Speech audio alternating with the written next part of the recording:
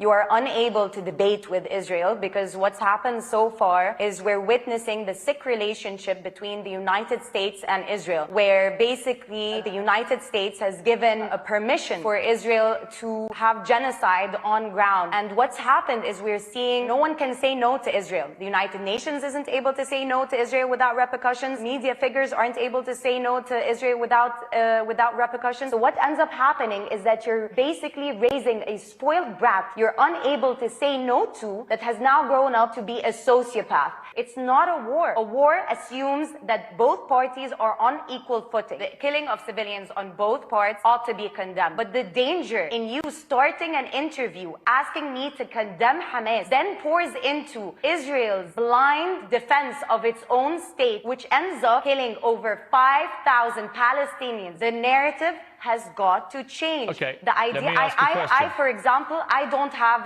the PR of Israel. I don't have the money to hire the Justin Biebers of the world and have them say, pray for Israel and whatnot. If the United Nations, that's whole premise was to avoid this kind of genocide, was created to avoid this kind of humanitarian crisis, cannot stand up to one spoiled brat of a fascist organization, then where are we in this world? And what's sad is that it's a top-down movement. You have the United Nations unable to speak to Israel. You also have the people at work who cannot hold the Palestinian flag, who get fired on the spot. I've had people who work in New York text me and tell me that they've been fired on the spot. Rachma, I have a question. You know what else I've had that unfortunately I cannot show? Screenshots.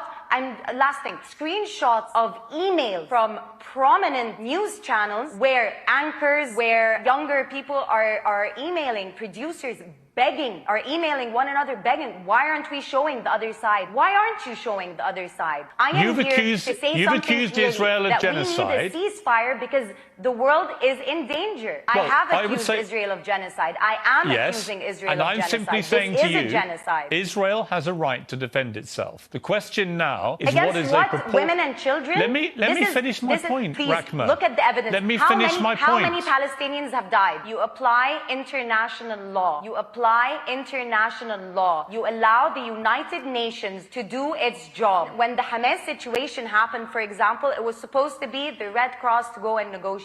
Israel is stopping all of that. On top of that, it's also terrorizing the media. On top of that, it's also terrorizing individuals. On top of that, it has money being poured in from the United States. On top of that, it has the backing of the European Union. On top of that, it has the backing of Britain that started this whole farce. So what ends up happening is who's speaking for the Palestinian people. So for a solution to happen, you need to empower the United Nations so that Israel is not making a mockery of the United Nations. How am I needing to reiterate this more and more? I am giving you a solution. If you occupy a people, if women in labor are having to give birth at checkpoints, if you're having people imprisoned, if you're having this merciless bombardment of Palestinians, you are going to breed Hamas. It starts with the stronger party. I hear you, and I respect your right to your opinions, and I've given you the platform to air them, and I appreciate you coming on the program. Thank you very much. Call for a ceasefire then. That's not my job. My job is to try and interview people at the centre of this. You may not like that, but it is. But I appreciate you coming on the program. Thank you. Interviews, sure. It wasn't sensational. It wasn't. But thank you very much.